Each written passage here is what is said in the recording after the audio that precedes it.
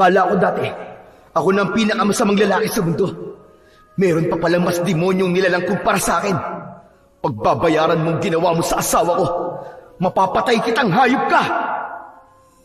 Babawiin ko sa iyo si Belen at papatayin ko ang anak niyo. Wala na sanggol na iiyak sa baryo ito. Hindi ako makakapayag na may mabubuong pamilya sa lugar na ito. Wala nang mabubuong pamilya! Tama na ang satsat! Simulan na natin ang laban!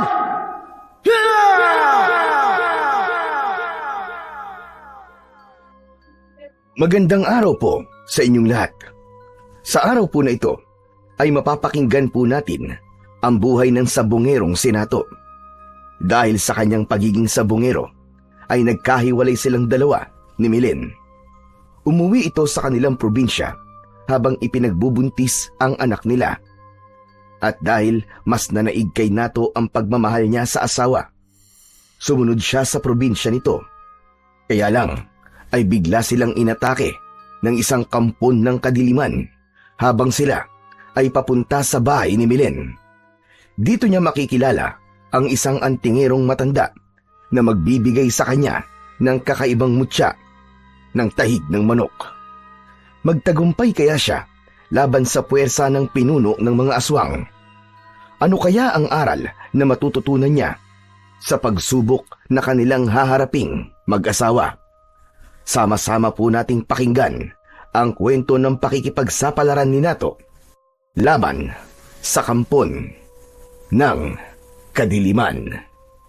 Ngunit bago po ang lahat mga idol, huwag po nating kalimutan mag-subscribe at i-hit ang notification bell sa aking YouTube channel na The Voice Addict at Apong Isaak para sa mas marami pa pong makapigil hiningang kwentong aswang at katatakutan mula sa mundo ng kababalaghan. Umpisahan na po natin ang kwento. Ayoko na! Ayoko na, Nato! Sawang-sawa na ako! Sawang-sawa na ako sa mga panunumbat mo sa akin!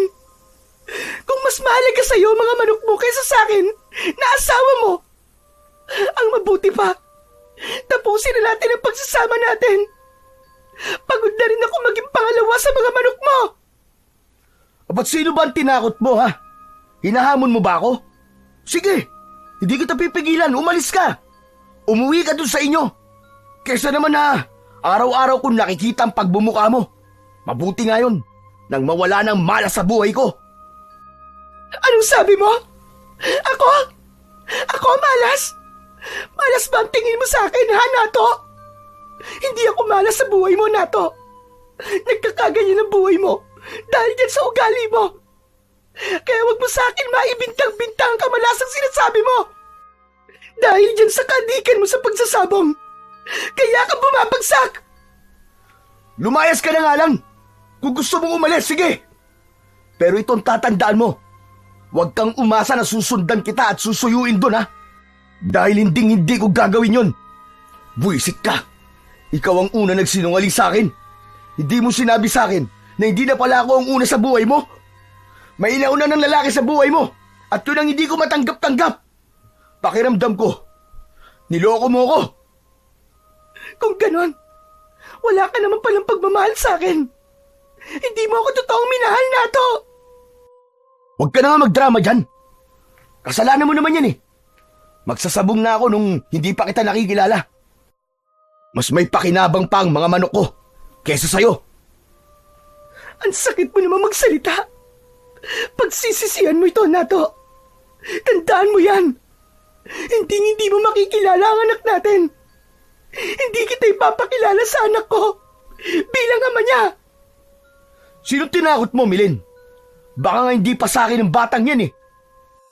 Isang malakas na sigaw ang narinig ni Nato mula kay Mang Ronnie.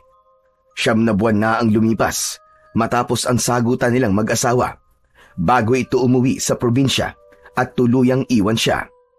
Aaminin niyang nasasaktan pa rin siya sa ginawang pangiiwan sa kanya ng asawa. Upang makalimot, mas lalo siyang nalulung sa pagsasabong.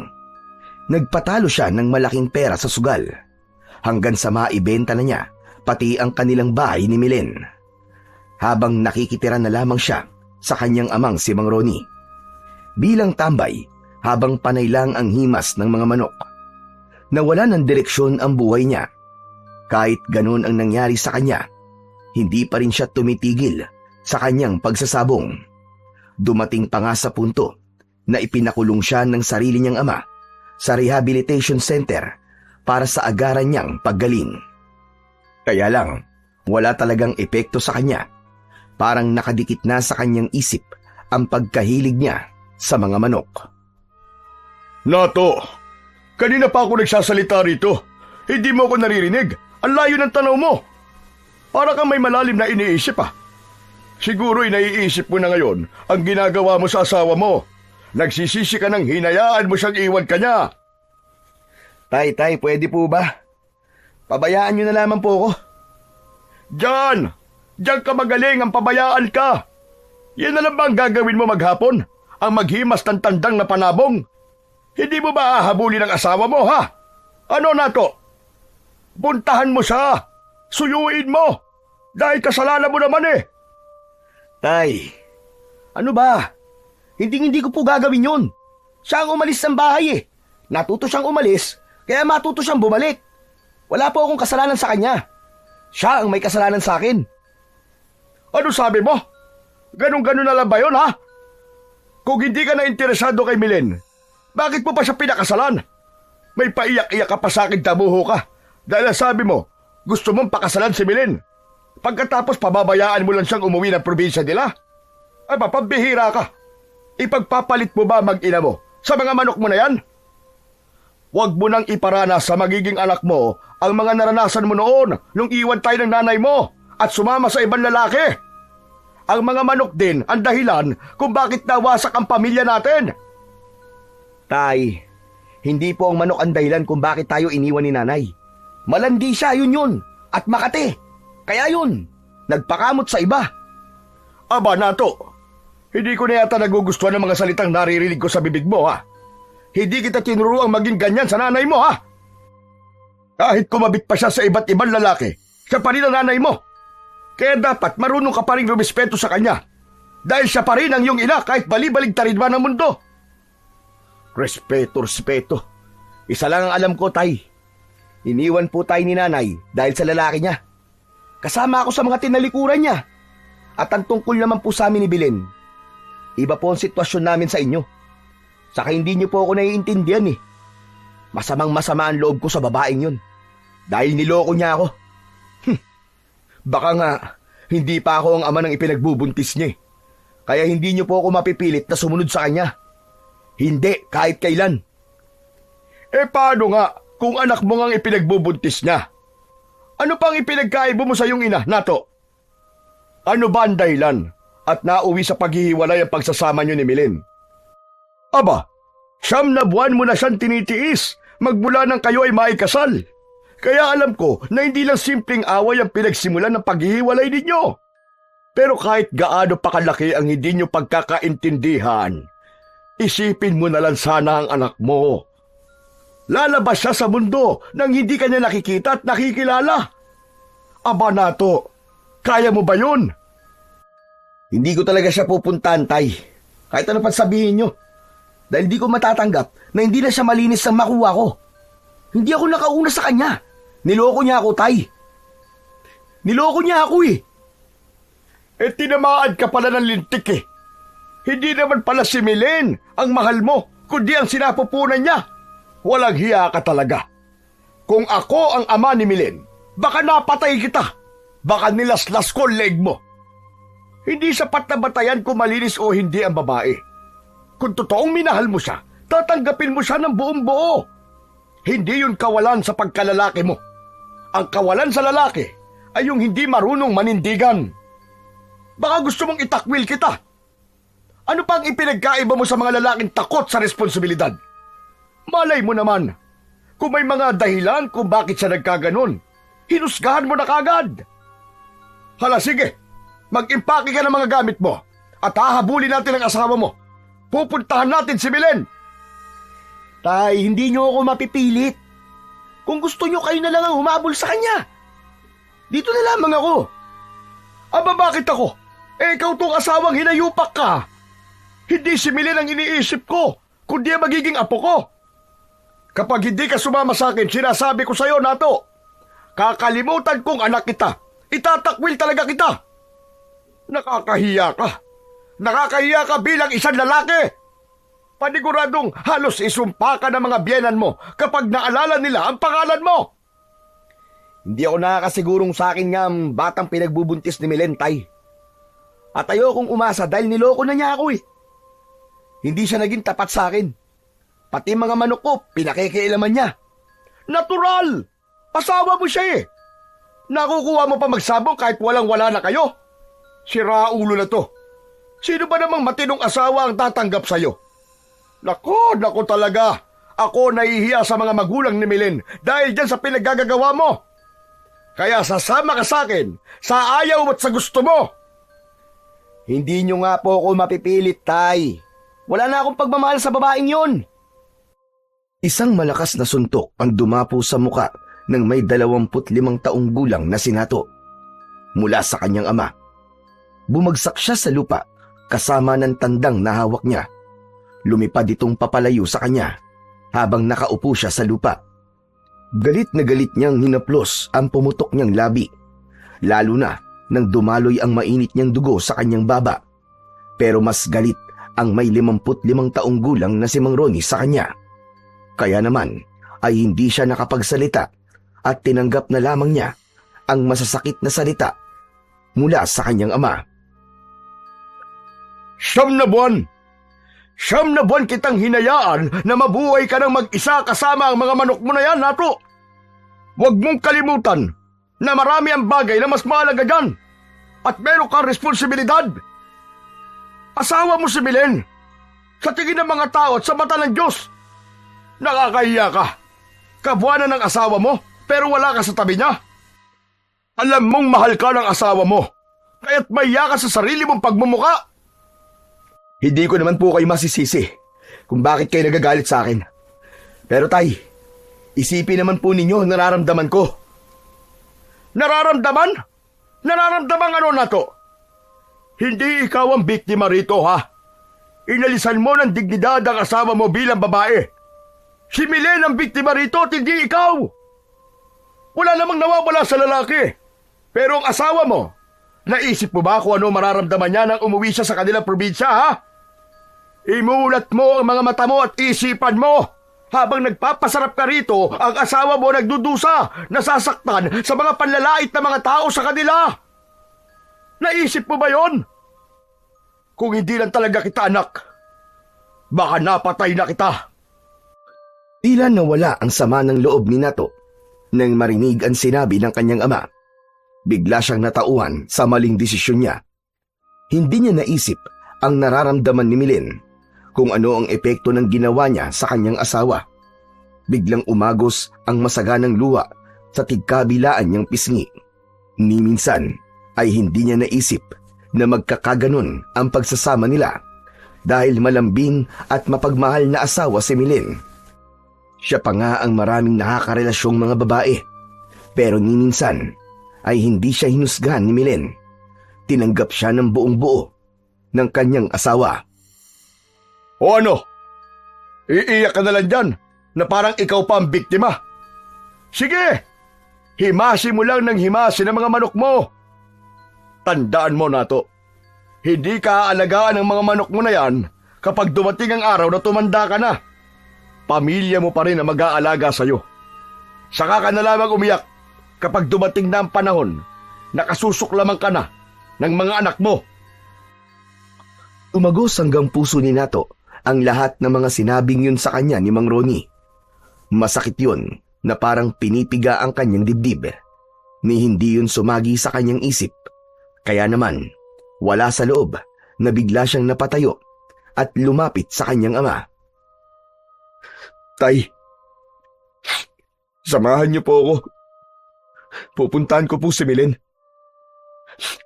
Patawarin niyo po ako sa mga nagawa ko. Nagkamali po ako, Tay. Abay, dapat lang nasundan mo siya, anak. Saka hindi ka sa akin dapat humingi ng tawad, kundi kay Milen, sa asawa mo. dahil sa kanya ka nagkamali. Ayusin mo na ang buhay mo, pati na ang sarili mo, anak. Malapit ka na maging ama, aba. Panahon na para mag-mature ka na. Dapat marunong kang manindigan. Hindi maganda sa isang lalaki ang maging duwag sa responsibilidad. Asawa mo si Milen. Tanggapin mo siya ng buong buo, kagaya ng pagtanggap niya sa'yo. Salamat po, Tay. At ipinaintindi niyo po sa akin ang mga pagkakamali ko. Sige na, ayusin mo na ang sarili mo at mag-iimpake na rin ako ng konting mga damit sa bag. Abot pa naman natin ang last trip ng biyaheng pabikol. Ilang oras ang dumaan nang maihanda ng mag-ama ang kanilang mga gamit. Papunta sila sa probinsya ng asawa, sa Camarines Norte, sa bayan ng Dait. Isang beses pa lang siyang nakakapunta sa baryo ng asawa noong siya ay namanhikan kay Milen. Kaya naman, alam niyang hindi magiging madali ang pagpunta roon dahil kakailanganin nila ang 9 na oras na biyahe mula sa Batangas papunta sa lugar ng asawa.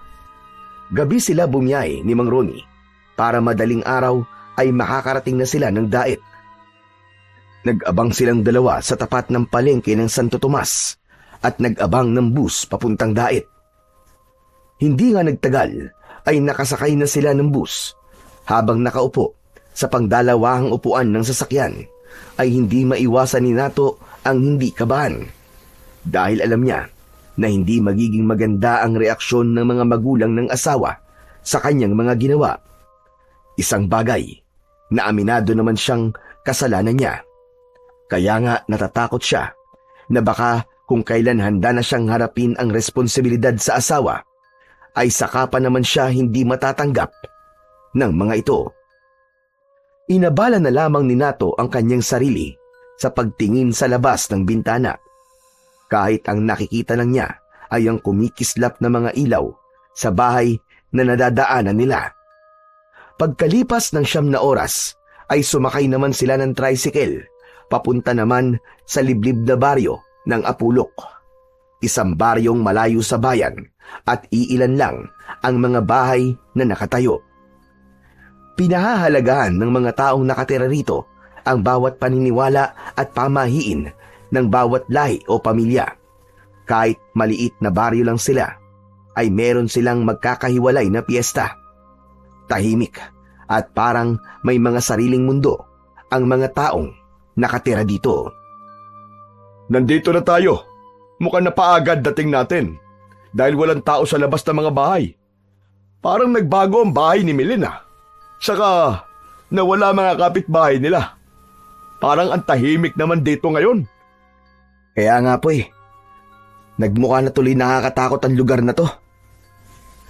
Nakatayo lamang sila sa labas ng bakuran ng bahay ni Milen habang pinagmamasdan nila ang bahay ng asawa na gawa sa kawayan at dahon ng anahaw.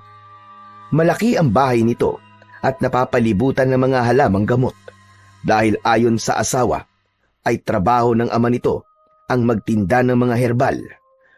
Para sa itsura ng bahay, parang wala na roong nakatira. Bukod sa sirana ang dingding, ay masukal pa ang paligid at halatang walang nag-aalaga sa kubo. Grabe! Ang lungkot na talaga ng lugar na to, Tay. Saka tignan nyo, parang wala na pong nakatira sa bahay ni Milena. Wala ring ilaw. Bakit kaya? Kasalanan mo to eh. Kung mas maaga ka pang umuwi rito, nalaman mo sana kung ano na nangyayari sa asawa mo. Magkwekwentuhan pa sana ang dalawa nang mula sa kanilang likuran ay narinig nila ang boses ng isang lalaki. Nilingon nila ito at nakita nila ang lalaking nakatayo. Hapit ang damit nito sa katawan, kaya nakita niyang malaki ang pangangatawan ng lalaki. May dala itong tandang ng katulad ng kanyang manok, habang nakangising lumalapit sa kanila. Kung si Milen ang hinahanap nyo, matagal na silang wala dyan. Si Lolo Sintu na lang ang nandyan at nagbabantay sa bahay na yan. Kanina ko pa kasi kayo pinagmamasdan eh. Mukhang hindi kayo taga rito eh. Ano ba sadya nyo kay Milen? Teka, sandali lang. Kailan pa ba umalis si Milen sa bahay na yan? At nasan siya ngayon? Ang uling balita ko tumira sila sa bundok sa gitna ng kakawyan. Hindi kasi kinaya ni Milen ang kahihiyang sinapit niya nang hindi siya panagutan ng hayop na lalaking nakabunti sa kanya. Kung sa bagay, mabuti naman yun nang wala na siyang asawa. Para maligawan ko na siya. Tila nagpantig ang tenga ni Nato sa sinabi ng hindi pa nakikilalang lalaki. Parang may sumaksak ng kutsilyo sa kanyang dibdib dahil sa sakit. Gusto niya itong suntukin sa muka at sabihing siya ang lalaking minura nito. Pero tama lang yun. Sinira niya ang buhay ng asawa at ngayon ay malayo na ito sa karamihan dahil sa ginawa niya. Nahalata naman ni Mang Ronnie ang galit sa mga mata ni Nato. Kaya naman, hinawakan nito ang kanyang kamay at ito ang nakipag-usap sa lalaking medyo mayabang ang dating para sa kanya. Masasamahan mo ba kaming pumunta sa bahay ni Milen? Nako, malayo ang bahay nila. Teka, mawalang galang na po. Sino po ba kayo? At ano po ang kailangan nyo kay Milen? Ako ang kanyang binan at si Nato naman ang kanyang asawa. Natigilan lang saglit ang lalaki at tumingin sa kanya ng mariin. Pero hindi ito humingi ng pasensya sa mga nasabi sa kanya. Sa halip, taas noo pa itong humarap sa kanya at pinagmasdan si Nato mula ulo hanggang paa. Para bang sinusuri nito ang itsura ni Nato. Medyo hindi na maganda ang pakiramdam ni Nato. Sa itsura ng reaksyon ng mukha ng lalaki ay para na itong nang-aasar sa kanya. Ikaw pala ang magaling na lalaking umabandona kay Milen. Pare, wala kang kwentang lalaki. Duwag ka sa responsibilidad mo sa babaeng pinagtaniman mo ng iyong binhi. Mukha ka namang lampe. Ano kayang nagustuhan ni Milen sa'yo? Teka, sandali lang. Kanina ka pa. Baka gusto mong dito pa lang pagulungin ko yung ulo mo sa suntok ko. Sino ka ba ha? Kaano-ano ka ba ni Milen? Baka gusto mo magkasubukan tayong dalawa nang malaman mo kung sino sa ating dalawa ang lampa. Teka, konting lamig lang pre. Baka nakakalimutan mong dayo ka lang rito at teritoryo ko ang lugar na to. At tinatanong mo kung sino ako? Ako lang naman si Ethan, ang lalaking nababagay para kay Milen. Saka hindi ka na dapat sumunod sa kanya. Ako na lang sana ang bahalang mag-alaga sa asawa mo. Wala akong pakialam kung teritoryo mo to, hayop ka. Basta ang alam ko, kung saan ako nakatayo, yun ang teritoryo ko. Maangas ka pare ah. Huwag mo ako matawag-tawag na pare. Hindi tayo magkaibigan para sabihin sa akin yan. Tara na nga tay, baka hindi ako makapagpigil dito Makapatay pa ako ng tao. Tignan na lang natin kung sino mamamatay sa atin dalawa. Teka, saan kayo pupunta? Akala ko ba magpapasama kayo sa akin? Hindi bali na lang. Salamat na lamang sa impormasyon mo. Isang makahulugang ngiti ang sumilay sa labi ni Ethan habang habol ng tanaw ang naglalakad na mag-ama. Habang sina Mang Ronnie at Nato naman ay hindi maiwasang hindi pag-usapan si Ethan. Kung hindi ko kayo kasama, tay, baka nasuntok ko na ang hambog na yun Ang presko ng dating. Ang sarap basagin ng muka. Teka, kanino ka ba talaga nagagalit, ha, Nato? Sa sarili mo o sa sinabi ni Ethan na balak niyang ligawan si Milen? Ay naman. Hindi talaga natin nalalaman ang halaga ng isang tao kapag hindi pa siya nawawala sa ating tabi. Pero kapag nalaman mo na meron ng ibang lalaki nagpapahalaga sa taong dati mong minahal, aba, masakit yun. At manghihinayang ka sa mga panahon na sinayang mo na dating ikaw pa ang mahal niya. Pero sana'y hindi pa huli ang lahat ng paghingi mo ng tawad sa kanya, anak. Sana maayos mo pa ang problema ninyong mag-asawa. Tatanggapin ko po kung ano pong sasabihin sa akin ng mga magulang ni Milen, tay. Pero hindi ko po matatanggap na ligawan ng hayop na yun ang asawa ko. O ano? Ngayon ay alam mo na kung gaano kalaki ang mawawala sa'yo kapag pinakawalan mo pa si Milen. Tay, matanong ko nga po kayo. Kakampi ko po ba talaga kayo o kaaway? Parang ang lalaking yun po ang kinakampihan nyo eh. Wala akong sinasabing ganyan nato Teka, tama kaya ang daang tinatahak natin? Sana pala, nagtanong muna tayo sa ibang tao bago tayo umalis sa dating bahay ni Milen. Paano pa tayo makakapagtanong? Naunahan na po tayo ng hambog na yun.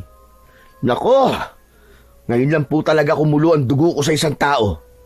O siya, tama na yan. Kung hindi kita anak, iisipin kong pagsiselos na yung nararamdaman mo at hindi na pagkulo ng dugo.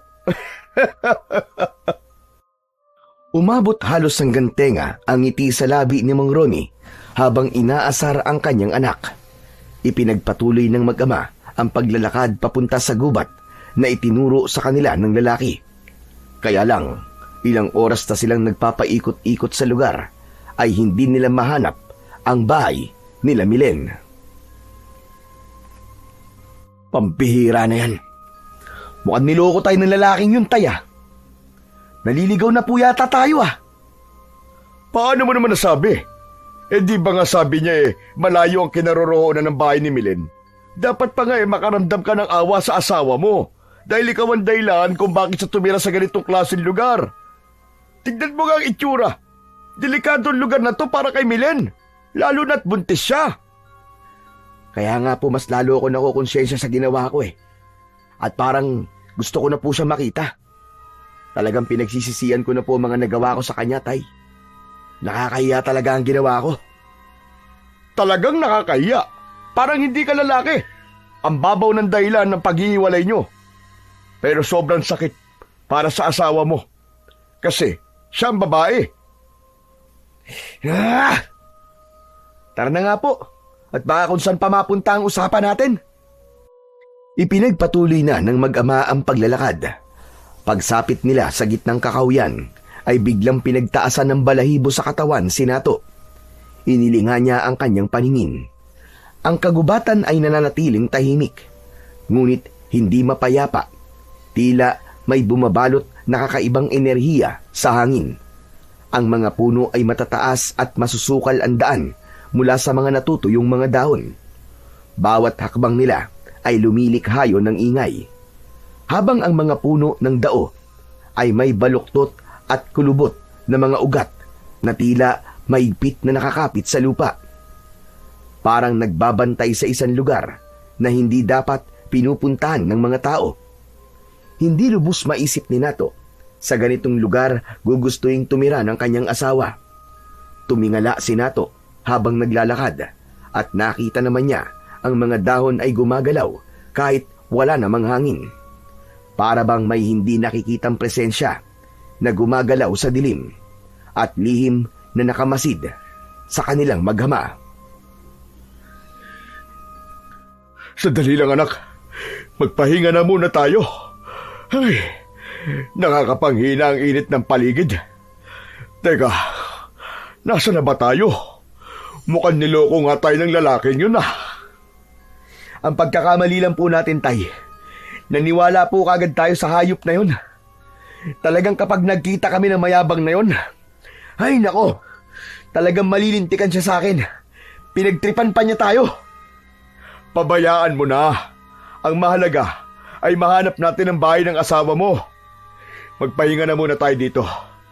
Maupo ka sa ugat na to. Mukhang hindi po ako makakapagpahinga ng maayos, Tay. Nag-aalala po akong abutan tayo ng pagdilim sa lugar na to. Bukod pa ron, baka kung saan pa tayo dalhin ng paglalakad natin. Wala man lang tayong makitang tao o naglalakad na para mapagtanungan natin o mahinga ng tulong. Pambihirang lugar to. Parang walang mga nakatira. Habang hinahabol ni Nato ang kanyang hininga, ay panay din ang linga niya sa paligid. Nagbabaka sakali silang makakita ng kahit isang bahay na nakatayo sa kakahuyang yun. Pero wala talaga. Kaya nang makapagpahinga na sila, ay muli nilang ipinagpatuloy ang paglalakad. Kahit bahagya ng maihakbang ni Mang Ronnie ang mga paa nito. Hanggang sa hindi nila namalayan na malapit ng magdilim sa ilang oras nilang paglalakad sa lugar na yon, Halos kalahating araw na ubos ang kanilang oras sa paghahanap sa bahay nila Milen. Ay, nako. Parusa yata to sa akin, Tay, ha? Dahil sa lahat ng ginawa ko sa asawa ko. Matatanggap ko naman lahat ng parusa. Basta hindi kayo madamay, Tay. Huwag mo nang isipin na parusa to, anak. Tao ka lang din na nagkakamali. May dahilan kung bakit tayo napunta sa lugar na to. Sana pala nagtanong na muna tayo sa iba bago tayo naniwala dun sa itan na yun.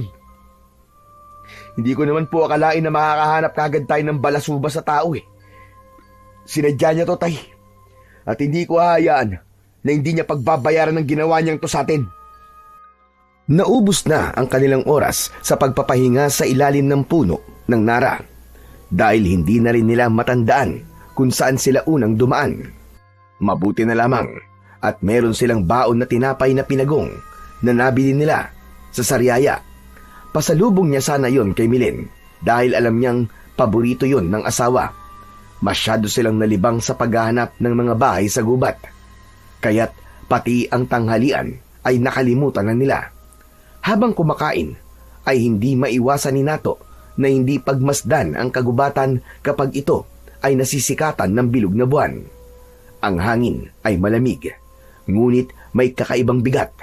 Dala ang halimuyak ng nabubulok na kahoy at halumigmig ng kagandahang unti-unting nilalamon ng kadiliman. Nararamdaman niya ang lamig ng simoy ng hangin sa kanyang balat. Maging ang liwanag ng buwan ay bahagyang sumisiksik sa pagitan ng mga sanga. Nagbibigay ng malamlam na liwanag sa kagubatang puno ng anino. Bigla niyang naramdaman na parang hindi sila nag-iisa sa lugar na yon. Kaya ang pagmuya ni Nato sa tinapay ay saglit niyang itinigil at napatayo sa kanyang kinauupuan. Ganon din si Mang Ronnie na parabang nararamdaman din ito ang nararamdamang kilabot ni Nato. Bumilis ang tibok ng kanyang puso dahil sa pag-aalala. Tay, pareho po ba tayo ng iniisip? Siguro, anak. Dahil probinsya ito at liblib ang lugar. Malamang na may aswang sa gubat na ito. Naku po, sana hindi mangyari sa atin yung ilang nababalitaan ko, napapanood ko sa TV na nabibiktima ng aswang. Sana, Tay, walang grupo ng mga kanibal dito. Tinamaan ka na lintik na bata ka. Imbis na tumawag ka sa Diyos, puro ka kanibal. Hindi totoo ang kanibal dahil dito sa baryo, aswang ang uso rito at malamang na makakasagupa natin sila ngayon. Kanina ko pa nararamdaman na mayroong mga matang nakatingin sa atin. Mga nilalang na nag-aabang lang sa paligid, nagkukubli sa dilim. Ayoko na, Tay. Umuwi na po tayo. Umuwi? Sira ka ba? Kung alam natin ang daan pa uwi, hindi na tayo aabutan ng pagdilim sa gubat na to. Ang problema kasi ay naliligaw tayo ngayon. Kaya nga tayo nakakulong sa gubat na to Talagang mapapatay ko ang lalaking yun, Tay. Lintik lang talagang walang ganti sa ginawa niyang to sa atin. Malilikot ang mga mata ng mag-ama na alistong nakatingin sa paligid, habang hawak ang kanilang bag at nabitiwan na pati ang kanilang kinakain. Mabilis din ang tibok ng puso ni Nato dahil sa pag-aalala at takot na rin sa mga nilalang na nasa paligid. Hanggang napako ang paningin ni Nato sa isang nilalang na nakatayo sa tapat ng liwanag ng buwan. Isang kakaibang hayop ang gumagala sa kadiliman habang pabalik-balik sa paglalakad sa kanilang harapan. Nanigas ang kanyang katawan at pareho silang mag-ama na hindi makapagsalita. Tila nabibingi si Nato sa lakas ng huni ng nilalang. Ang kanyang itsura ay tulad ng isang manok. Ngunit sa halip na pangkaraniwan lamang ang katawan, nagtataglay ng nakakatakot na anyo ang nilalang na yon. Ang balahibo ay magaspang at may bahid pa ng mga dugo na kakulay ng pangkaraniwang tandang. Ang mga mata ay mapula, tila nagbabagang apoy na kumikislap sa liwanag ng buwan. Ang kanyang tuka ay matalim, tila yari sa bakal na handang lumapa sa sinumang haharang sa daraanan nito. Ang huni nitong tilaok ay masakit sa kanilang tenga na parabang gustong basagin ang kanilang pandinig. Tay, anong klaseng nilalang yan? Bakit parang hindi siya ordinaryong manok na tandang? Walang ordinaryong manok, anak, na ganyang kataas na halos kasintaas ng asong lobo. Sila ay masasamang elemento na nakatira sa gubat na to. Isang aswang. Kampon sila ng kadiliman. Ano, tay? Aswang? Ngayon lang po ako nakakita ng ganyang klaseng aswang, tay. Diyos ko, nasa panganib po tayo, tay. Kahit ano mangyari, tay, walang iwanan, ha? Tinubukan ni Nato na lumapit sa kanyang ama at hindi inaalis ang tingin sa aswang na nasa harapan nila. Sa kanila nakita ang ibang kakayahan at itsura ng aswang na tandang. Tila ipinapakita nito sa kanila kung gaano ito kalakas. Kapag gumalaw ang aswang na tandang ay hindi tulad ng isang karaniwang manok. Ang mga paa ay mahaba at matutulis.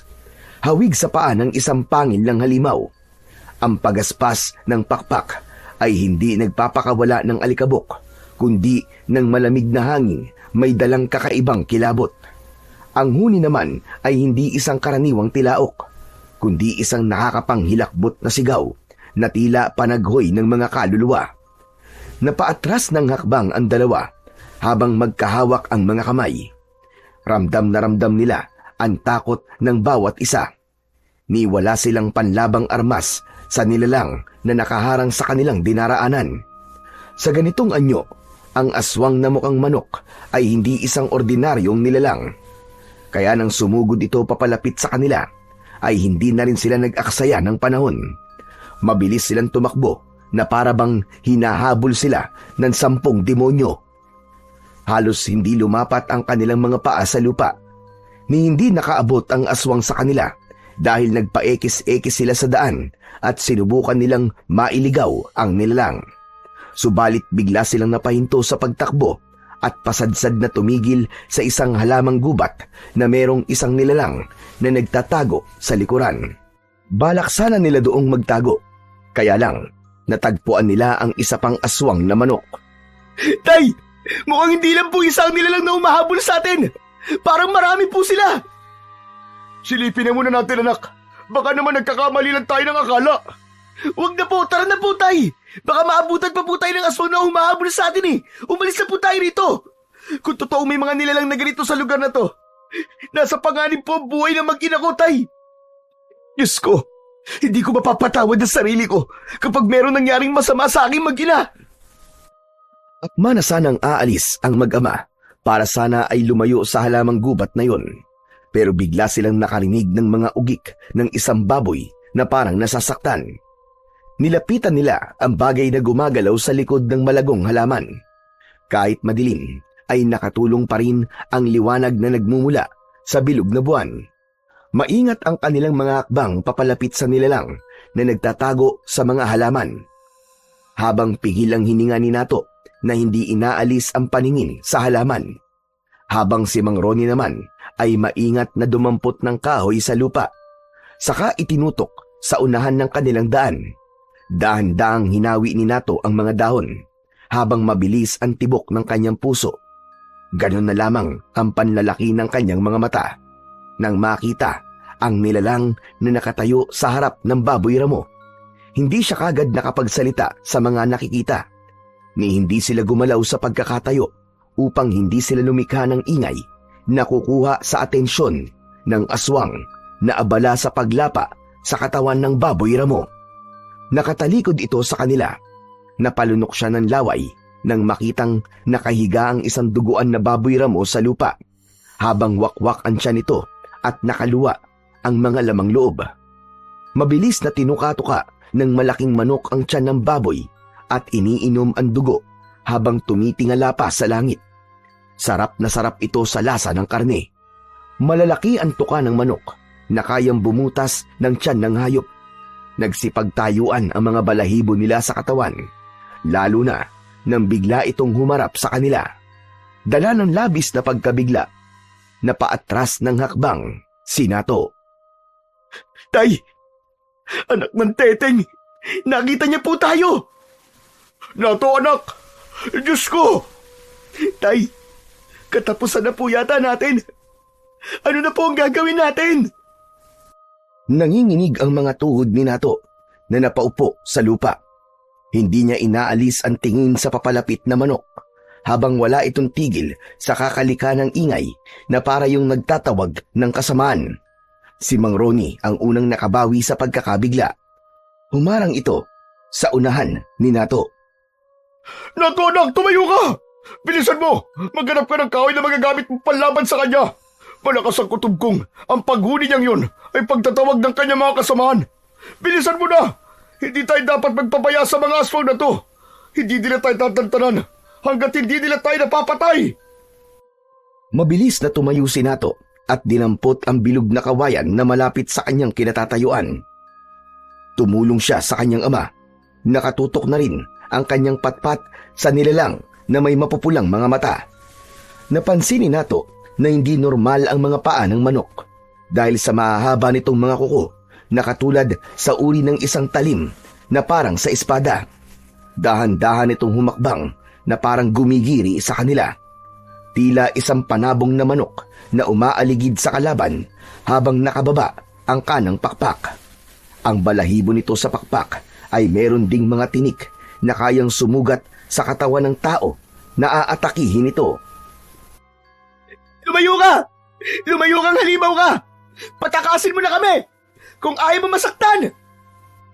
Pero hindi natinag ang aswang na manok. Tuloy lang ito sa pagakbang papalapit sa kinaroroonan nila. Bigla sila nitong tinalunan sa kanilang paanan. Pagbagsak ay nakatusok na ang tuka nito sa binti ni Nato. Napasigaw siya sa sobrang sakit na parang hinuhukay ang kanyang kalamnan. Naramdaman din niya ang mainit na likidong umagos mula sa sugat. Dahil sa galit ni Mang Ronnie sa ginawa ng aswang kay Nato, sumugod ito sa nakatayong manok. Tay! Lumayo po kayo sa kanya! Mapapahamak po kayo! Pero hindi siya pinansin ng kanyang ama. Tuloy lang ito sa pagsugod sa nakatayong manok habang nakatingala sa langit na tila iniinom ang natirang dugo sa tuka nito. Pinilit ni Nato na tumayo at lumapit sa kanyang ama. Kahit paika-ika siya sa paglalakad, ay mabilis niyang iwinasiwas ang kanyang patpat at tinamaan ng aswang sa ulo nito. Bumagsak ang manok sa lupa habang pagalaw-galaw pa ang paa. Hindi ito kagad nakatayo, kaya't sinamantala ni Nato at Mang Ronnie ang pagkakataon na yon. Nilapitan nila ito at halinhinan silang mag-ama na humahampas sa nakahigang manok. Hindi ito makagalaw dahil hindi nito maintindihan kung ano ang unang iiwas para hindi tamaan ng pag-atake nila. Kaya naman, bigla itong nagpalit ng anyo bilang isang tao. Tumambad sa kanilang paningin ang sugatang lalaki. Wala itong saplot sa katawan na parang binalutan yun ng makintab na likido. Nanginginig ang katawan na yakap ang sarili habang umuungol dahil sa sakit. Hindi sila makapaniwalang totoong aswang ang manok na nakalaban nila. Sinubukan ni Nato na tignan ang muka ng lalaking nakasubsob ang muka sa lupa. Subalit nakiusap ang lalaki. Hayop ka! Ayaw mo pa magpakita ng mukha, ha? Papatayin mo pa ako! Ang dapat sa'yo ay tuluyan ng patayin nang hindi ka na makapambiktima ng tao! Sumagot ang lalaki. Kahit na kailan ay hindi raw ito tumikim ng laman ng tao. Napilitan lang daw itong saktan siya dahil ipinagtatanggol lamang nito ang sarili. Biktima lang din daw ang lalaki pero hindi naniwala si Nato. Sinubukan niya itong lapitan. Tangka na sanang ibabaon ni Nato ang hawak niyang kawayan nang sumigaw ang lalaki habang nakasubsob pa rin ang muka sa lupa. Sinabi nito na hindi nila kagustuhan pumatay ng mga tao o maminsala man lang ng mga tao. Hindi lang daw niya napigilan ang sarili nito kapag nasaan yung aswang at nakakaramdam ng gutom. Kaya ang nakabitin na kawayan sa ere ay dahan-dahang ibinaba ni Nato. Kaya lang, biglang dumating ang isa pang aswang na una nilang nakita sa daan. Halos pagsakluban ng langit at lupa ang mag-ama nang makita nilang inatake nito ang nakahandusay na lalaki at walang ano-ano ay tinuka nito ang kauri. Hindi na nagawang iligtas ni Nato ang lalaki Sunod-sunod nitong pinagtututuka ang katawan ng kaawa-awang biktima. Hindi! Tay! Tulungan natin siya! Pinapatay at tinutuka niya ang kanyang kauri! Hindi na, anak! Tara na! Tumakas na tayo! Wala na tayong magagawa pa! Patay na siya! Sa palagay ko, marami silang mga nilalang na nakatira rito! Hinila na ni Mang Ronnie ang natutulalang sinato habang nanlalaki ang mga mata nitong nakatingin din sa ginagawa ng aswang na manok. Mabilis ang naging pagkilos ng mag-ama at sinugod ang madilim at masukal na kagubatan para lang makalayo sa mga nilalang na nagtatangka sa kanilang buhay. Subalit hindi pa man sila tuluyang nakakalayo ay may humarang na manok sa kanilang daan. Isang nakakatakot na nilalang na mukhang tandang. Ang mga mata nito ay halos nakaluwa na parang sa palaka. Dala ng matinding takot ay napasigaw na ng malakas si Nato. Tulong! Tulungan niyo kami! Wala na! Patay kung patay na to, Nato! Hindi tayo magpapakita ng takot sa kanya! Lalaban tayo, anak! Para sa mga buhay natin! Tay, sinusumpa ko. Kapag may nangyari sa inyo na dahil sa mga nilalang na yan, ako magsisilbi nilang anino na papatay sa kanila! Hindi na nagsalita pa si Nato. Sa halip, matapang niyang hinarap ang nilalang na patuloy sa pagakbang papalapit sa kanila. Tila pinapalibutan na sila ng mga aswang. Kahit anong lakas ng pagsigaw ni Nato kanina ay parang walang nakakarinig sa kanya. Sumugod si Nato. Ubod lakas niyang ipinalo ang hawak niyang kawayan sa manok. Ngunit naputol yun. Kaya ang ginamit niya ay ang bag na nasa likod niya. Iwinasiwas niya yun sa hangin upang hindi makalapit ang aswang. Habang si Mang Ronnie naman ay sumusugod din habang ipinapalo naman ang kahoy sa nilalang. Walang bakas ng takot sa muka ng aswang. Sa halip, para itong ngumingisi pa sa pamamagitan ng pagbuka ng tuka. Naging mahirap sa aswang ang lapitan ang mag-ama. Hindi sila pumayag na muling masaktan ng aswang, lalo na at nararamdaman na ni Nato ang panlalamig ng kanyang katawan dahil sa epekto ng tuka sa kanyang binti. Maya-maya pa ay narinig nila ang malakas na pag-usal ng orasyon ng matandang nasa likuran nila. Isang matanda na may mahabang buhok. Hawak ang isang karet. Wala itong tigil sa pagwasiwas ng talim sa ere hanggang sa tamaan na ang halimaw sa leeg na hindi na nakaiwas sa pag-atake ng matanda. Bumagsak ang aswang na manok sa lupa habang umaagos ang dugo sa leeg nito. Ngunit biglang lumitaw ang iba pang mga nilalang na kasama ng aswang. Lahat ay humakbang ng dahan-dahan papalapit sa kanila. Diyos ko! Sinasabi ko na nga ba? At may mga nakitang tao na bibiktimay ng mga haginok na yan. Sige! Lumapit kayo mga halimaw kayo! Nang tuluyan ko ng wasakin ang mga leeg nyo! Sige! Lapit pa! Walang bakas ng takot na ipinosisyon ni Lolo Sinto ang hawak nitong karet.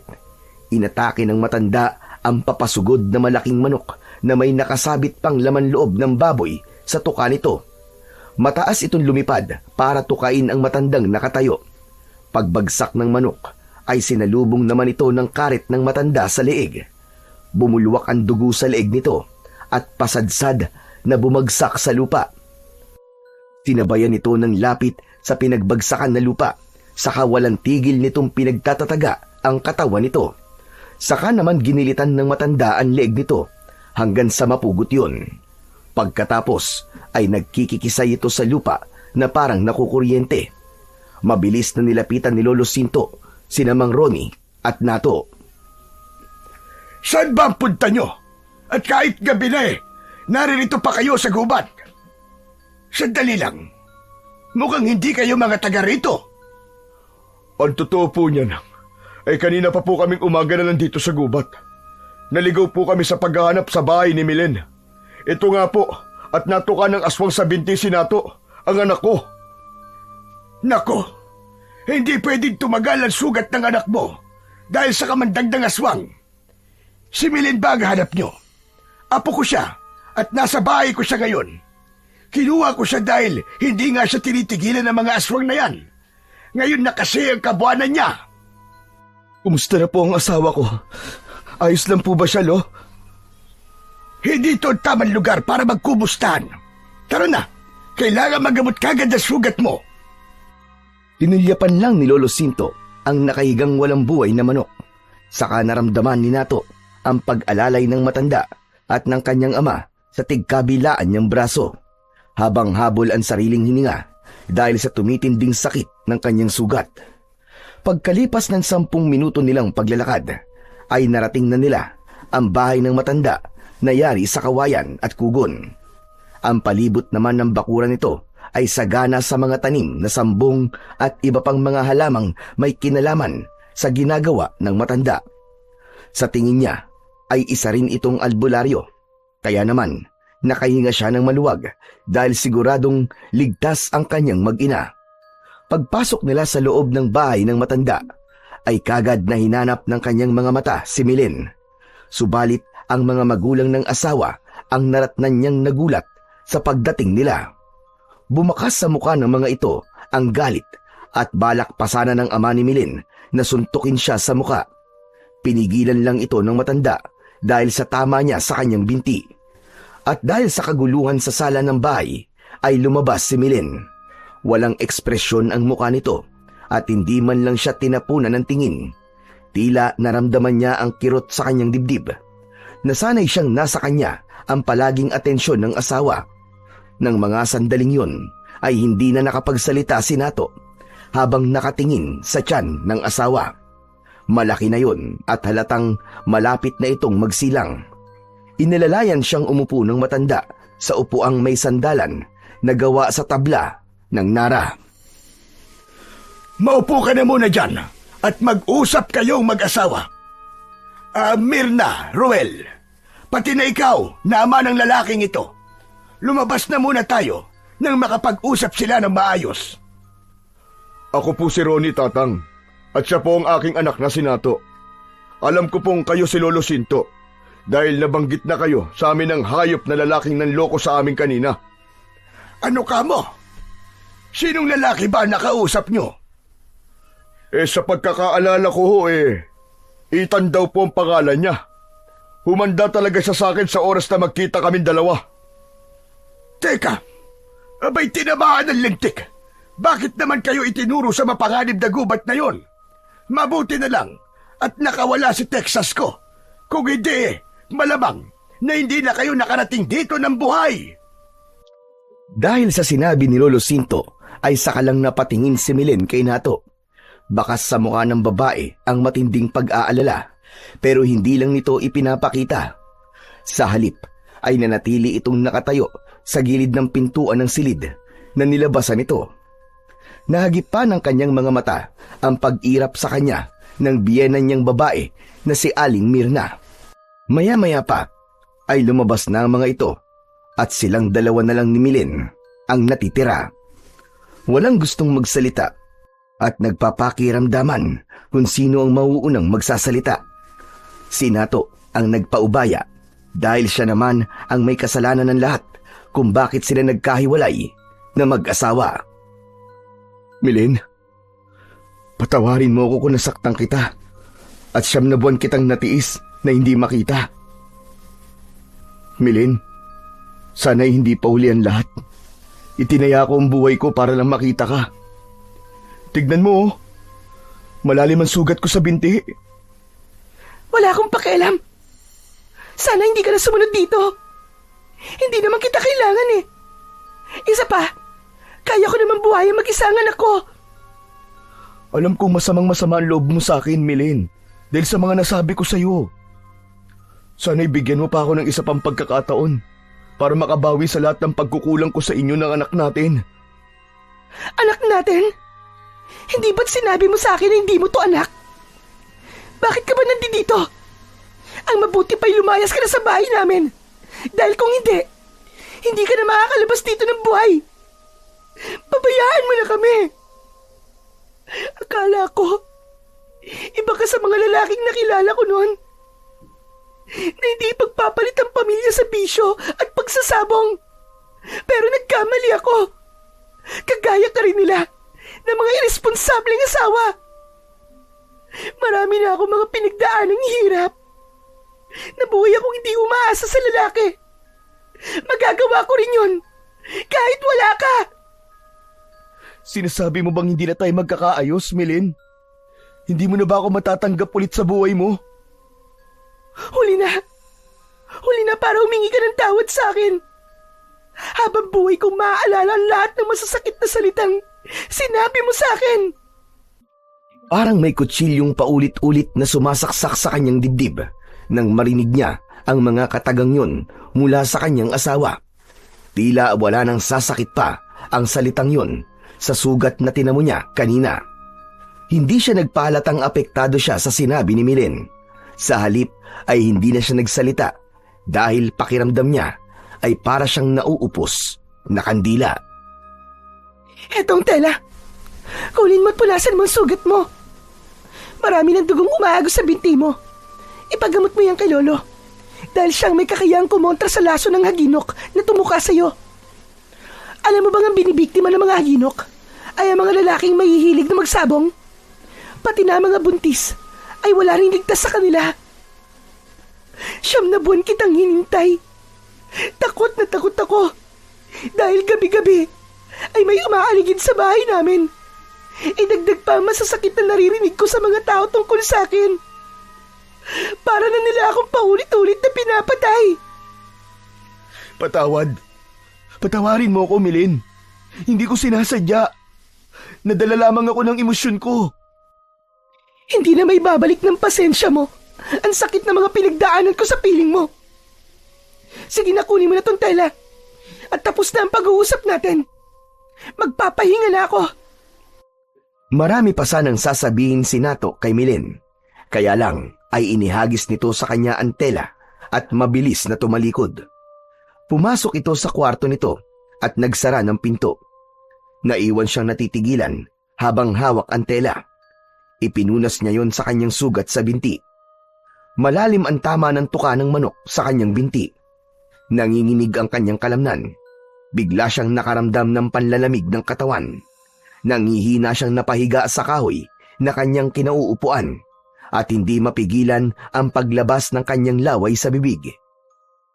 Hindi na rin niya maigalaw ang mga kamay, bagay na gusto niyang pagtakaan. Pero nasa labas sina Lolo Sinto, Mang Ronnie at ang mga biyenan niya. Kaya hindi niya mahihingi ang tulong ng mga ito. Dahil unang-una ay biglang nawala ang boses niya. Nanigas ang kanyang panga at nagkiskisan ang kanyang mga ngipin dahil sa sakit. Yun marahil ang epekto ng laso ng tuka ng sinasabi nilang haginok. Maya-maya pa ay nakaramdam na siya ng antok. Ganon din ang unti-unting pagbagsak niya sa saig na yari sa kawayan. Kaya't napaigik siya sa sobrang sakit. Nawalan siya ng malay habang ang huling nararamdaman niya ay ang walang tigil na pagkikikisay ng kanyang katawan.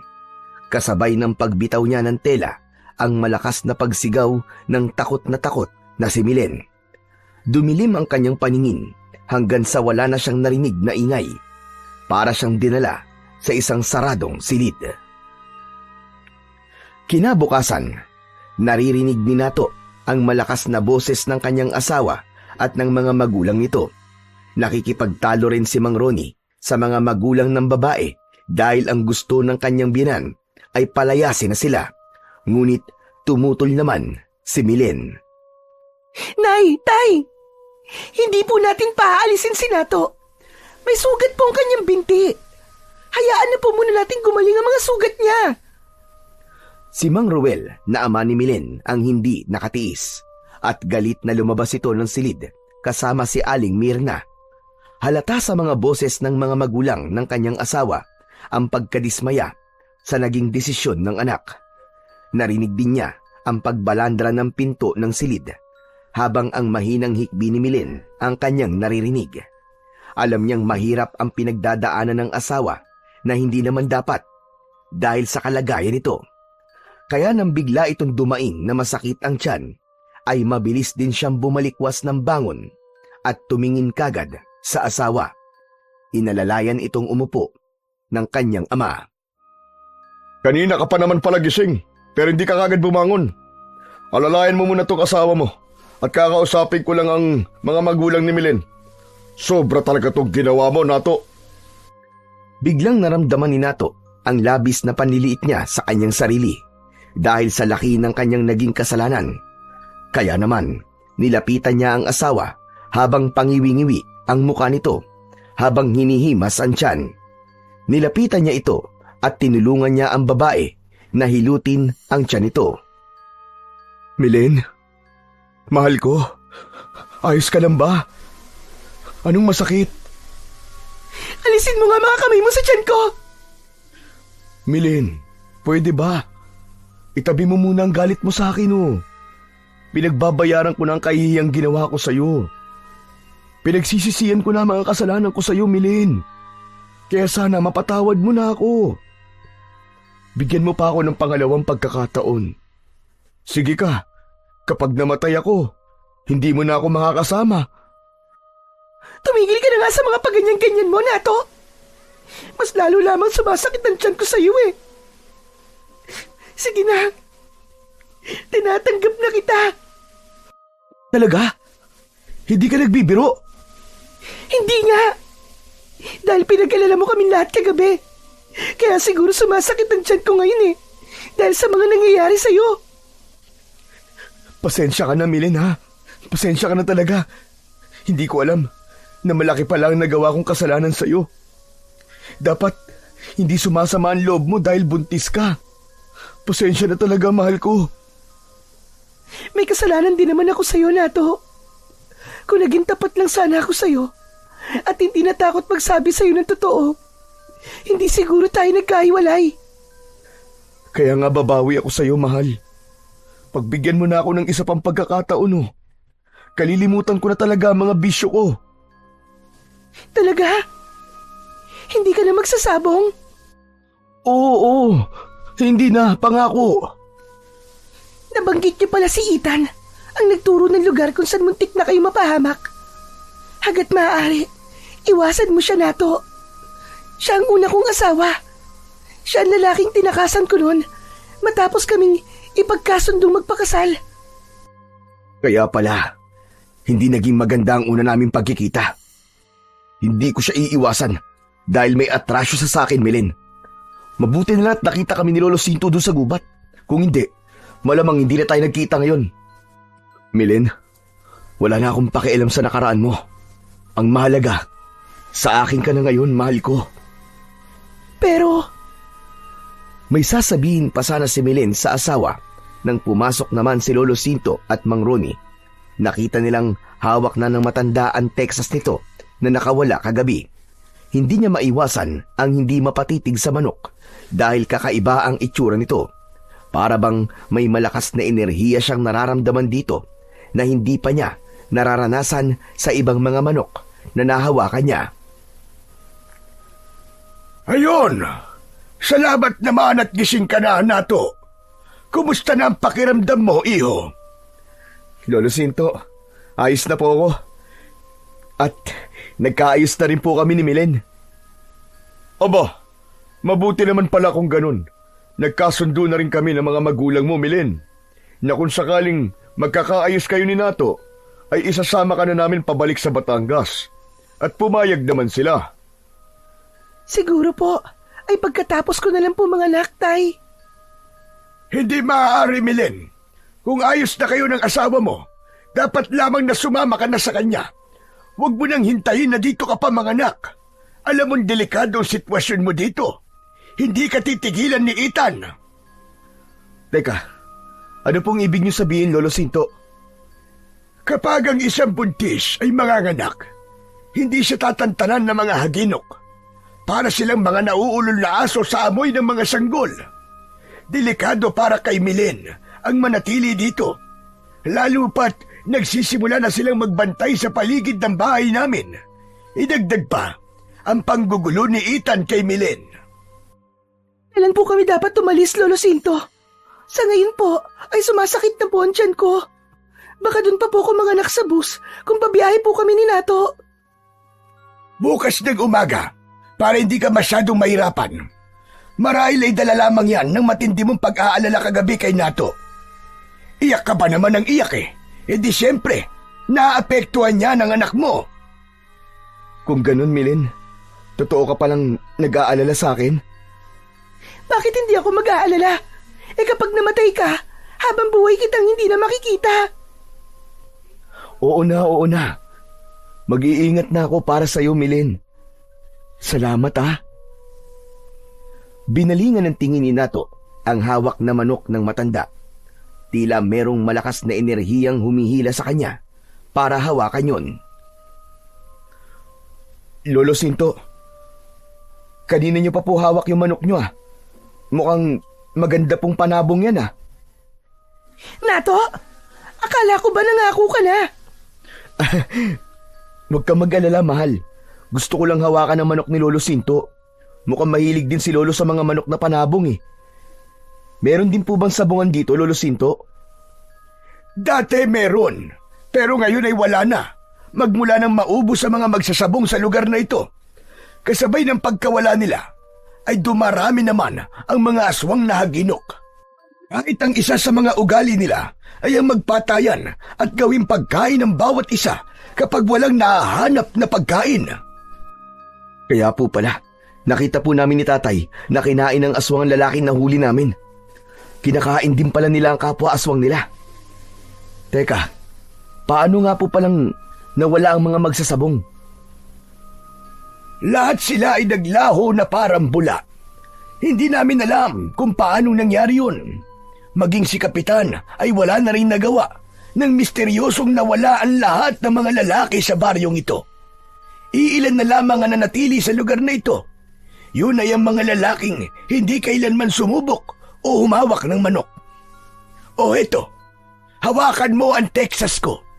Hindi ko yan inilalaban sa ibang mga manok dahil hindi isang ordinaryong manok ang Texas na yan.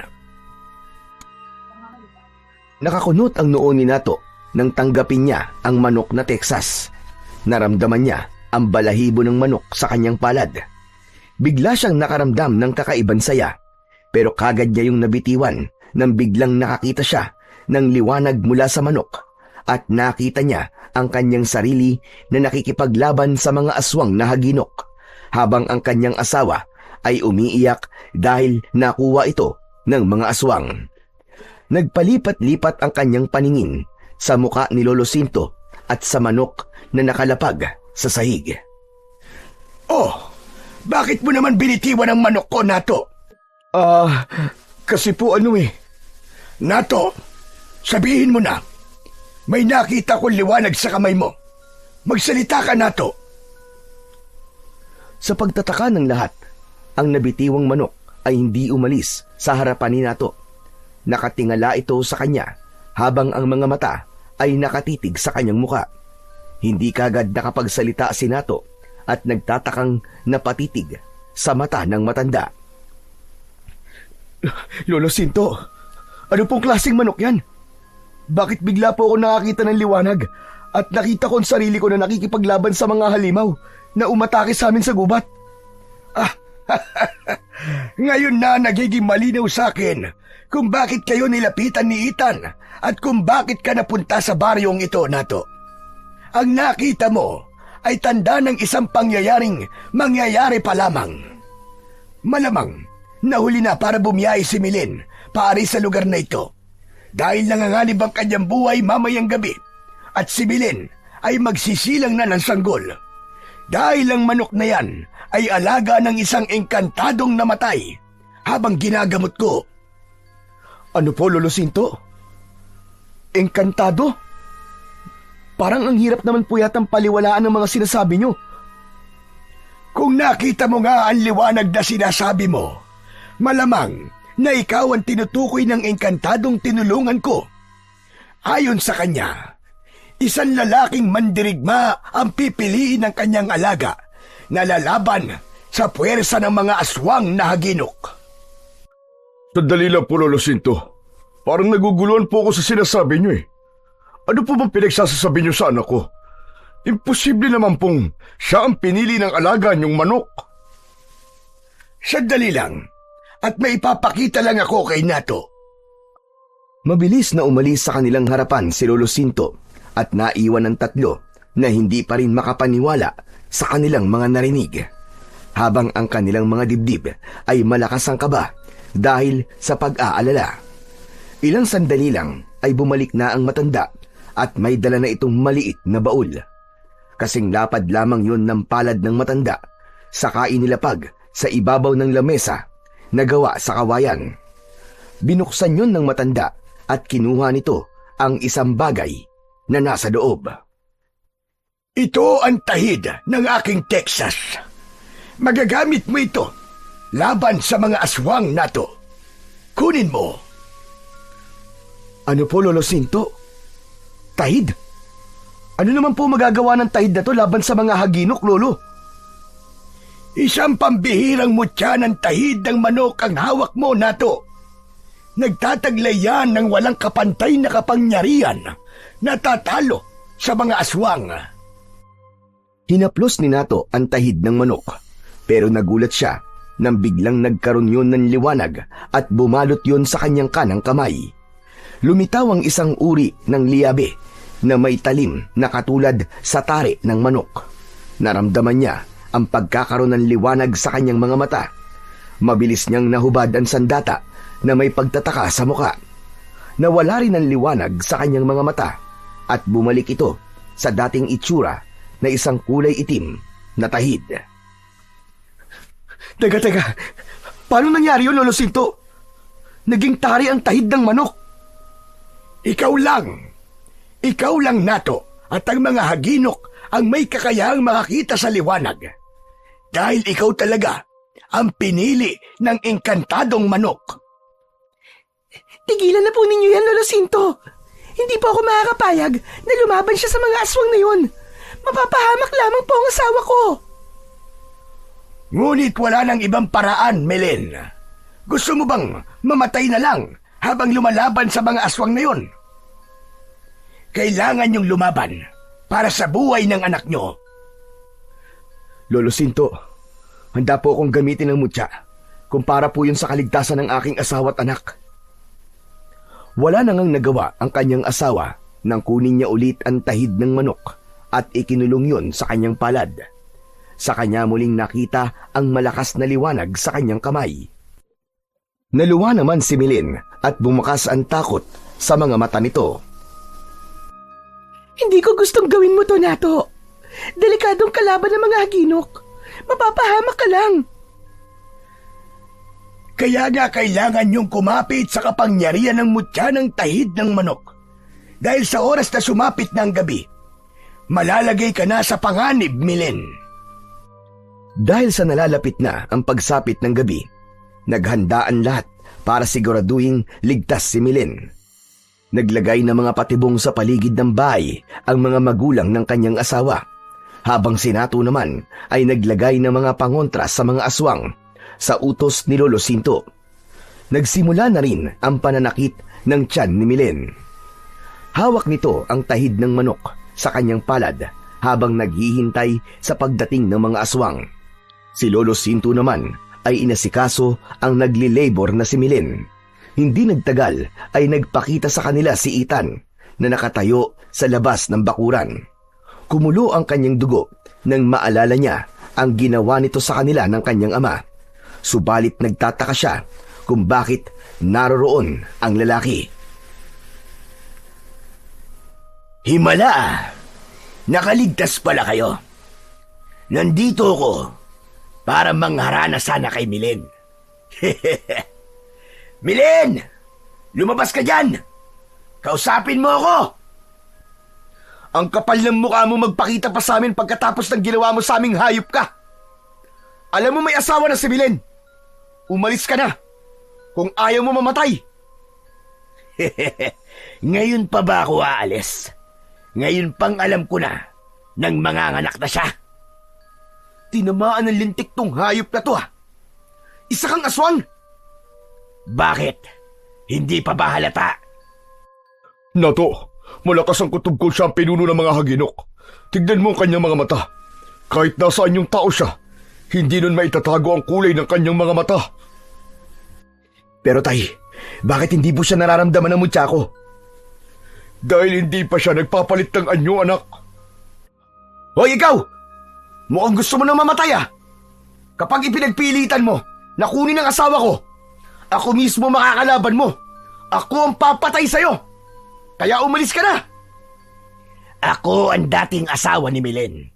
Kaya kung sino man ang dapat na umalis sa bahay na yan, ikaw yun. Wala kang karapatan sa kanya. Ang tatay ni Milen na si Mang Ruel ang sumagot sa sinabi ni Ethan, kaya nalaman ni Nato na biktima ang kanyang asawa ng panggagahasa at pananakit ng lalaking una nitong naging asawa. Kaya namatay ang anak ng mga ito. Minura ng ama ng kanyang asawa si Ethan na hindi man lang nagpakitang apektado sa mga sinabi ni Mang Ruel.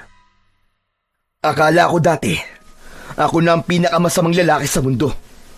Meron pa palang mas demonyong nilalang kumpara sa akin. Pagbabayaran mong ginawa sa asawa ko. Mapapatay kitang hayop ka!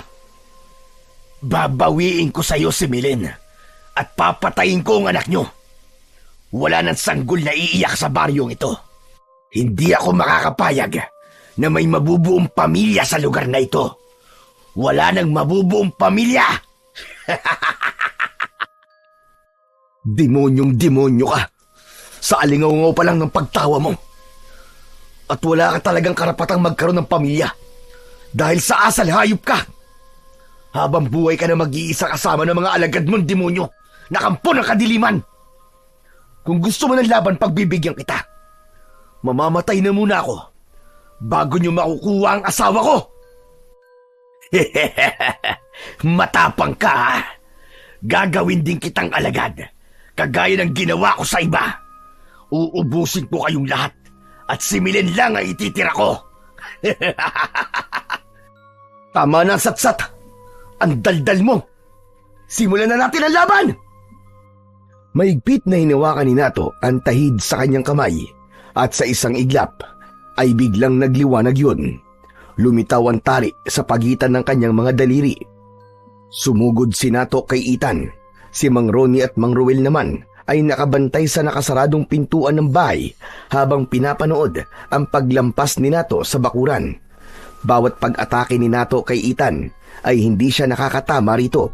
Sa halip ay tinatamaan siya ng malakas na suntok nito sa kanyang muka. Pasadsad siyang bumagsak sa lupa at mabilis din na bumangon habang hindi inaalis ang paningin sa nakatayong si Ethan. Kitang-kita niya na biglang nagbago ang anyo nito kasabay ng paglabas ng maraming mga nilalang sa likod ng mga puno ng kahoy. Biglang nanginig ang katawan ni Ethan. Unti-unting lumiliit ang mga kamay nito habang ang balat ay nagsisimulang gumaspang. Ang mahahabang daliri ay naging matutulis na kuko na parang talim ng espada. Ang braso ay dahan-dahang tumiklop at naging pakpak. Ang balingkinitang katawan ay unti-unting nagiging maliit at sa isang iglap, isang malaking itim na manok ang pumalit sa dating anyo nito bilang isang tao. Isang malakas na pagtilaok ang ginawa nito na tuluyang nagpalitaw sa mga alagad nito at pumwesto palibot sa bahay ng mga magulang ni Milen. Napansin din niya ang mga nakaluwa nitong mga mata. Ito rin ang haginok na umatake sa kanila at humabol sa kanilang dalawang mag-ama. Ipinagaspas pa nito ang pakpak at muling nagsalita. Si Milen lang ang kailangan ko. Pero dahil pakialamero kayo, kayo ang una kong papatayin. Napalingon si Nato sa kanyang ama. Tumakbo siya sa kinaroroonan ng mga ito para iligtas. Hinila niya ang mga ito papasok sa loob ng bahay. Kusang nagpahabol si Nato para sa mga patibong na nagkalat sa paligid. Tay!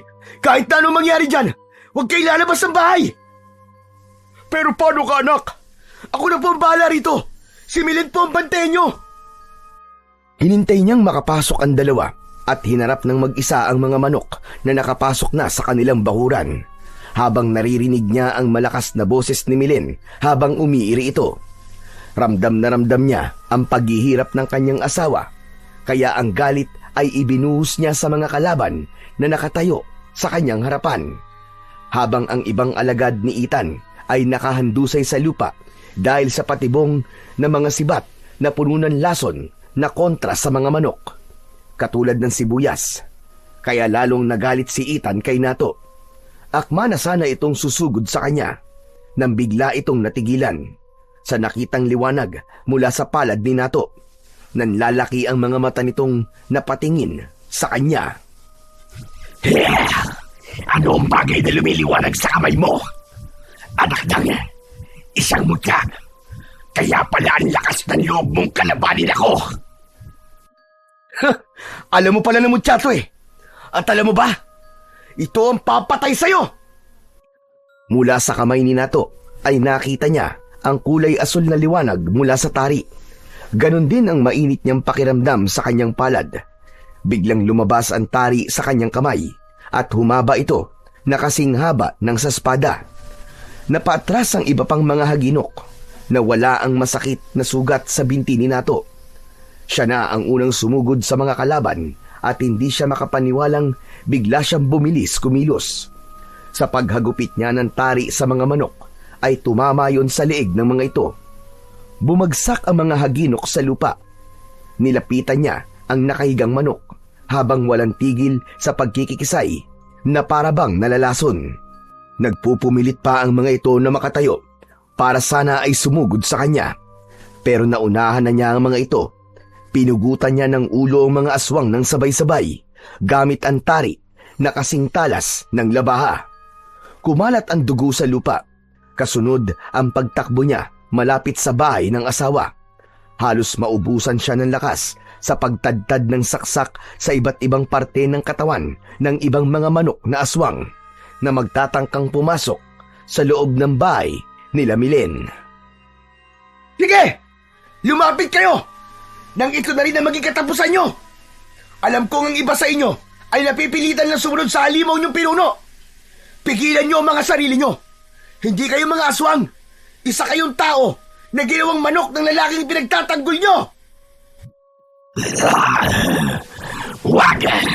Huwag kayong maniwala sa kanya. Ako ang pinuno ninyo. Sa akin lang kayo makikinig. Ngunit lingid sa kaalaman ni Ethan, ang paningin ni Nato ay biglang luminaw at hindi na mga manok ang nakikita niya sa mga aswang na nakatayo sa kanyang harapan, kundi mga lalaking may mabubuting kalooban at biktima lamang ng halimaw na si Ethan. Umatras sa mga ito at lumayo sa kanya. Ang natira ay ang mga tapat na alagad ng halimaw na si Ethan. Hayop ka! Tayong dalawa ngayon ang maglaban! Ako ngayon ang harapin mo! Sa paglukso ng mataas ni Nato ay kasabay ang pagkilos ng kanyang kamay na may tari.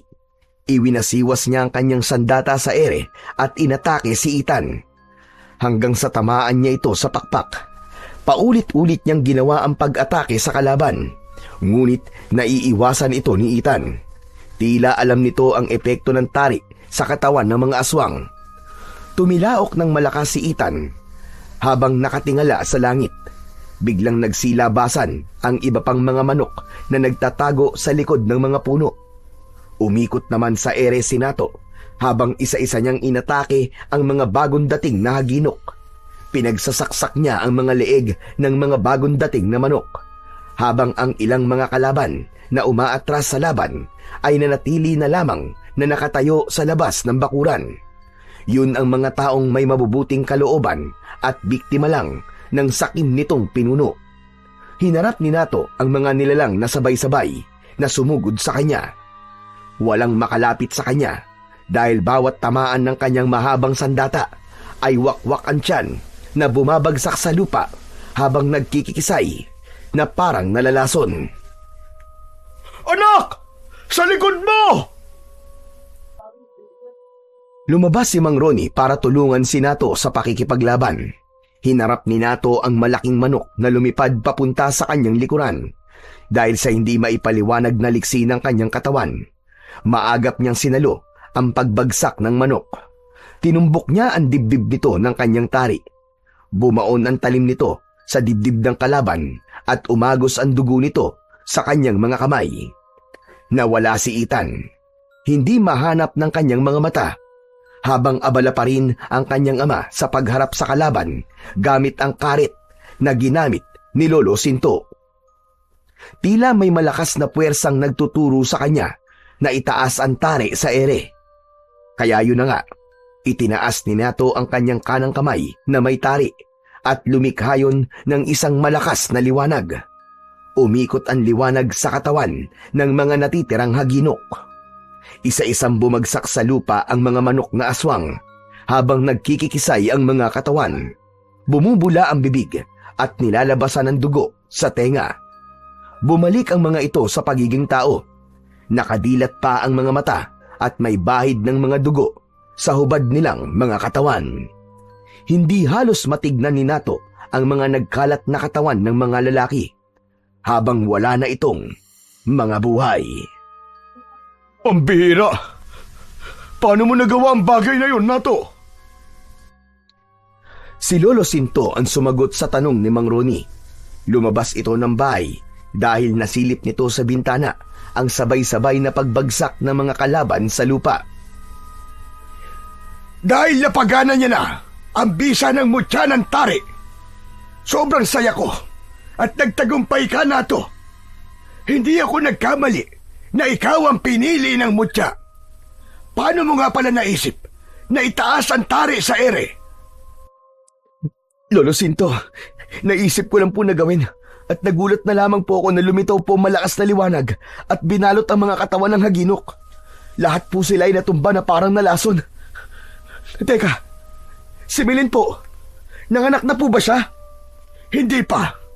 Nag-aalala siya sa'yo, kaya pinapuntahan ka niya sa akin. Lolo, hindi niyo po dapat iniwan si Milin. Diyos ko, si Ethan bigla siyang nawala kanina habang nakikipaglaban ako sa alagad niya. Hindi ko pa po siya napapatay. Mabilis na tumakbo si Nato, papasok sa loob ng bahay. At hindi nga siya nagkamali. Nakatayo na roon si Ethan sa harap ng gilid ng asawa habang hindi makagalaw ang mga magulang nito na nakabantay lang sa anak. Nakita niyang nakapasok na ang isang malaking itim na manok sa katring kinahihigaan ni Milen. Uminit ang mutya ng tari sa kamay ni Nato. Magkakasunod na paglunok ng laway ang ginawa niya habang maluwa-luwa ang mga matang nakatitig sa mapupulang mga mata ng manok. Umuusok ang ilong nito sa matinding galit. Ganon din ang pagkaskas ng paa nito sa sahig. Rinig na rinig niya ang pagkuskus ng matatalim nitong mga kuko sa sahig, pati ang pagtilaok nito na masakit sa kanilang pandinig. Hindi ako makakapayag na mabuo ang pamilya mo, Milin. Hindi mo iningatan ang anak natin. Pagkatapos, nagpakasal ka sa iba at nagpabuntis pa sa kanya. Aking ka lang. Walang ibang makikinabang sa'yo. Demonyo ka! Mamamatay na muna ako bago mo ako makuha. Pinagsisisihan ko na minahal kita, na nagtiwala ako sa'yo. Mas minahal mo ang mga babae mo, ang mga manok mo, kaysa sa anak mo. Kaya huwag kang umasta na parang hindi mo kayang mawala ako. At hindi ako sasama sa lalaking nagbenta ng kaluluwa sa demonyo para lang makuha ang mga gusto niya. Matagal ko lang alam na nagsasagawa ka ng ritual laban sa kapwa mo sa bungero para manalo ang manok mo. At bilang kapalit, ay inaalay mo ang mga buhay nila sa sinasamba mong demonyo. Tumigil ka! Sinong ipinagmamalaki mo? Ang lalaking ito? Naaamoy ko sa kanya ang pagiging sabongero niya. Kaya huwag kang umasta na parang ako na ang pinakamasamang nilalang na nakilala mo. Nagawa ko yun dahil alam kong iiwan mo na ako. Dahil masama ka, at yun ang totoo. Kung hindi ka mapupunta sa akin, papatayin na lang kita kasama ang anak mo. Ibinuka ni Ethan ang pakpak nito para atakihin ng tuka ang tiyan ni Milen. Pero naging maagap sa pagkilos si Nato. Mataas siyang tumalon sa ere upang harangan ang pintuan ng silid ng asawa. Nakapasok sa loob si Sinto. Isinara nito ang pinto habang naiwan na lamang sa labas ay ang kanyang ama at si Ethan na tumutulo na ang laway sa tuka nito. "Layuan mo ang asawa ko, hayop ka! Bumalik ka na sa impyerno!" Isasama kita. Pareho lamang tayo ng kulay, kaya huwag kang magmalinis. Habang abala sa pakikipag-usap si Nato kay Ethan, ay nagkaroon naman ng pagkakataon si Mang Ronnie na isara ang pinto sa labas upang hindi na makatakas ang pinuno ng mga haginok. Lumundag pasugod si Ethan, papalapit sa kanya. Sa lakas ng pagkakaamba nito, bumagsak siya sa saig. Naramdaman niya na bumaon ang matutulis nitong mga kuko sa kanyang dibdib at muntik na niyang mabitiwan ang mutyang nasa kamay niya. Tumulo ang laway ng haginok sa kanyang muka, habang ang mabahong amoy ng bibig nito ay nalanghap ni Nato. Itinaas niya ang kanyang kamao at isinuntok sa muka ng nakadagan sa kanya na aswang. Hindi nito iniinda ang bitaw ng kanyang kamao, kahit bumaon na ng gusto ang talim ng kanyang hawak na tari. Kaya ang paa naman niya ang isinipa niya sa tiyan ng haginok. Naramdaman niya ang masakit na pagbaon ng mga kuko nito sa kanyang dibdib. Kaya inipon niya ang buo niyang lakas at binuhat ang aswang. Umangat ito at inihagis niya sa saig. Kasamang bumagsak sa saig si Nato dahil sa nararamdaman niyang panghihina ng kanyang katawan. Mabilis bumangon ng halimaw. Bago pa makatayo si Nato, ay natuka na siya nito sa braso. Napasigaw siya sa sobrang sakit, dahilan para kumilos na si Mang Ronnie. Kinuha nito ulit ang karet, sabay taga sa ulo ng haginok na si Ethan. 2 beses itong pinalo ang ulo ni Ethan, kaya't bumagsak ito ng pasadsad sa saig. Dito na sinamantala ni Nato ang pagkakataon at sinaksak niya ito sa tiyan. Tabay saksak niya ng paulit-ulit sa leeg nito gamit ang tari. Pagkatapos nun, ubod diin niyang isinaksak ang tari sa ilalim ng pakpak nito sa bandang kilikili dahil alam ng mga magsasabong na kapag doon tinamaan ng manok ay siguradong tepok na dahil nandun umano ang puso nito. Bumulwak ang dugo nito mula sa sugat habang nagkikikisay ang katawan. Ay bumula pa ang bibig nito at lumabas ang malapot nitong dugo sa ilong. Hindi pa siya nasiyan at tuluyan niya na itong pinugutan ng ulo. Nang makatayo siya sa saig, ay ubod lakas naman niyang sinipa ang pugot nitong ulo at lumusot yun sa nakabukas na bintana, kung saan ay dun din ito dumaan. Naramdaman ni Nato ang paghilom ng kanyang mga sugat, kasabay ng pag-iyak ng sanggol sa loob ng silid ng asawa. Ang akala niyang isa lang ay 2 pala. Kambal ang kanyang anak kay Milen. Sa sobrang tuwa ay halos sirain ni Nato ang nakasaradong pinto ng silid ng mga ito.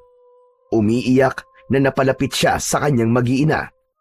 Pawisan si Milen at umiiyak na nakatingin sa 2 malulusog na bagong silang na sanggol. Parehong lalaki na nagpapaligsahan pa sa pag-unga. Ngayon, natapos na ang paghahari ng mga aswang. Magagawa na nating maiuwi si Milen. Hindi na muna, Tay. Wala nang banta ng panganib sa kanila. Dito na po kami titira ng asawa ko. Walang sabungan at tahimik ang paligid. Tignan mo, mahal, ang mga mukha ng anak natin. Ang popogi nila. Kamukhang kamukha mo silang 2. Diyos ko. Tatay na ako, mahal. Salamat. Maraming salamat. At hindi mo ako sinukuan, mahal.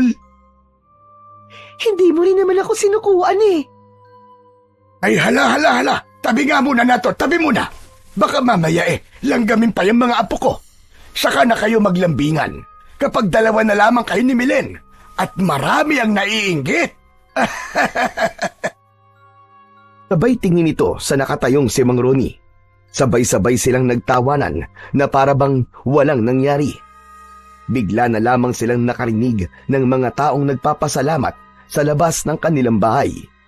Bumalik na sa dating anyo ang mga haginok na hindi lumaban sa kanya. Sobra ang mga itong nagpapasalamat sa ginawang pagliligtas ni Nato sa mga ito. Muling lumabas si Nato sa bahay at pinagmasdan ang mga nagkalat na katawan ng mga haginok habang unti-unting nasusunog ang katawan. Nawala ang bakas ng mga aswang sa lupa. Nang gabing yun ay natapos ang paghahari ng mga haginok. Magkakasama nilang sinalubong ang pagsikat ng araw. Muling nakabalik sa kanilang mga pamilya ang mga lalaking nabihag ni Ethan. Dala ang isang aral na natutunan. Hindi dapat ipinagpapalit ang pamilya sa bisyong sugal o sa kahit na ano pa. Pahalagahan ang mga mahal sa buhay dahil sa huli, sila rin ang dadamay sa iyo sa oras na kailangan mo ng pagmamahal at pag-aaruga ng isang pamilya. So yun na po mga idol, sana po ay nagustuhan nyo ang ating kwento sa araw na ito. Ngayon naman po ay dumako na po tayo sa inyong pinaka-nire-request at pinaka-hinihintay na shoutout portion. Pero bago po yun, pasensya na po pala sa mga hindi po masa-shoutout ngayon. Pero pipilitin ko po na sa susunod na kwento ay maibibigay ko na po ang inyong request. Ano pa pong hinihintay natin? Ito na po. Shoutout po at maraming salamat sa inyong suporta. Sunny Daniva from Antipolo City. Shoutout po Maris Sanchez, Romeo Tapping, Marjun Tapping at kay Reynald Supe. Shoutout po Mansitwarion from Dubai. Shoutout po Imrilin Sais from California. Shoutout daw to my sister-in-law, Melanie, na laging nakikinig. Maraming salamat po sa inyo. Shoutout po Chonabay Nosa 6362 from Malaysia. Shoutout po Josephine Escanilla from Switzerland. Maraming salamat po sa mga OFW dyan sa Switzerland at Malaysia. Shoutout po Sheena Marmol from Santa Rosa, Laguna. Shoutout po sa inyo dyan sa mga taga Santa Rosa. Shoutout po Jerome Avila. Shoutout po Akira Joem from Taguig. Maraming salamat po sa inyo. Shoutout po Victoriano Santos na nagka-carwash habang nakikinig from Florida, USA. Maraming salamat po sa inyo dyan sa Florida. At syempre, shoutout po Martin Niepe. Shoutout daw kay Martin Lumbo at paring Chris Morada at sa lahat ng katrabaho ko sa gotohan ni Bem at Alex from San Mateo, Rizal. Maraming salamat po sa inyo dyan sa San Mateo. At syempre, shoutout po Precious Irishalgo. Shoutout po Tistis from Hong Kong. Shoutout po Lorena Cosin from Kuwait to Guimaras. Hello po sa inyo dyan sa Kuwait at sa Guimaras. Maraming salamat po sa walang sawa niyong suporta at pakikinig. Shoutout po Doroteo Austria. Maraming salamat po. Shoutout po Ronald Basingil, ang angkol ng Sagbayan Bohol at RG's Bake Shop.